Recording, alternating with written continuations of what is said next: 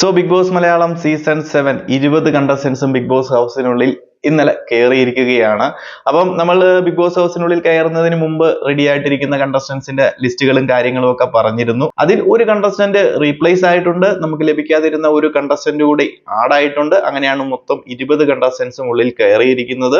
അപ്പം നേരം വെളുത്തപ്പോഴാണ് ലിസ്റ്റും കാര്യങ്ങളും ഒക്കെ കിട്ടിയത്. അപ്പൊ ഒന്നുകൂടി ഒന്ന് വെരിഫൈ ചെയ്യാനാണ് വെയിറ്റ് ചെയ്തത്. അപ്പൊ ഇത്രയും നേരം ഞാൻ വെയിറ്റ് ചെയ്യുകയായിരുന്നു, എന്തെങ്കിലുമൊക്കെ മാറ്റങ്ങൾ ഇനി വരുന്നുണ്ടോ, കാരണം ബിഗ് ബോസ് ഹൗസിനുള്ളിൽ കയറി കഴിഞ്ഞല്ലോ, ഇനിയിപ്പം അധികം മാറ്റം വരുന്നില്ല എന്ന് തോന്നുന്നു. നമുക്ക് കിട്ടുന്ന റിപ്പോർട്ടുകൾ അനുസരിച്ചാണ് ഞാൻ പറഞ്ഞുകൊണ്ടിരിക്കുന്നത്.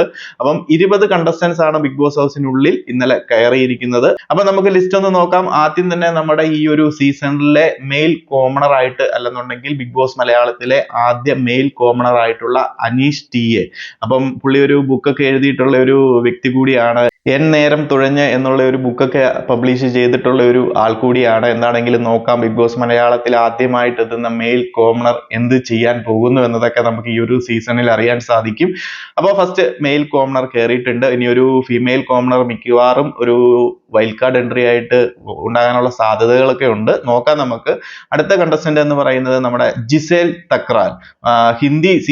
മുൻ ഹിന്ദി ബിഗ് ബോസ് സീസൺ 9 ഉണ്ടായിരുന്ന ഒരു വ്യക്തിയാണ് ജിസേൽ തക്രാൽ എന്ന് പറയുന്ന ഒരു മോഡലും ആക്ട്രസും ഒക്കെ ആയിട്ടുള്ള ഒരു വ്യക്തി. ഇപ്പം ഈ ഒരു മലയാളത്തിലേക്ക് നമ്മുടെ ഒരു കണ്ടസ്റ്റന്റിനെ റീപ്ലേസ് ചെയ്തുകൊണ്ടാണ് ജിസേൽ തക്രാൽ എത്തുന്നത്. അപ്പൊ എന്തിനാണ് ബിഗ് ബോസ് കൊണ്ടുവന്നതെന്നൊന്നും അറിയത്തില്ല. എന്തെങ്കിലുമൊക്കെ ഉദ്ദേശിച്ചായിരിക്കും കൊണ്ടുവരുന്നത്. മലയാളത്തിൽ പിടിച്ചു നിൽക്കാൻ സാധിക്കുമോ, മലയാളം നേരെ ചൊവ്വേ സംസാരിക്കാൻ അറിയാതെ എങ്ങനെ മലയാളം ബിഗ് ബോസിൽ പിടിച്ചു നിന്ന് നമ്മൾ പ്രേക്ഷകരെയൊക്കെ എങ്ങനെ കയ്യിലെടുക്കുമെന്ന് അറിയത്തില്ല. എന്നാണെങ്കിലും ജിസേൽ തക്രാലാണ് ഒരാളെ റീപ്ലേസ് ചെയ്ത് മലയാളം ബിഗ് ബോസിലേക്ക് എത്തിയിരിക്കുന്നത്. മുൻ ഹിന്ദി ബിഗ് ബോസിൽ പങ്കെടുത്തിട്ടുള്ള ഒരു കണ്ടസ്റ്റന്റ് കൂടിയാണ്. അടുത്തത് റെന ഫാത്തിമ. പുതിയ ഒരാൾ വന്നിരിക്കുന്നതെന്ന് പറയുന്നത് ഈ ഒരു വ്യക്തിയാണ്, റെന ഫാത്തിമ. ഒരു ഓണ്ടർപ്രണറും അതുപോലെ തന്നെ സോഷ്യൽ മീഡിയ കണ്ടന്റ് ക്രിയേറ്ററും അല്ലെങ്കിൽ സോഷ്യൽ മീഡിയ ഇൻഫ്ലുവൻസർ എന്നൊക്കെ നമുക്ക് പറയാം റെന ഫാത്തിമ.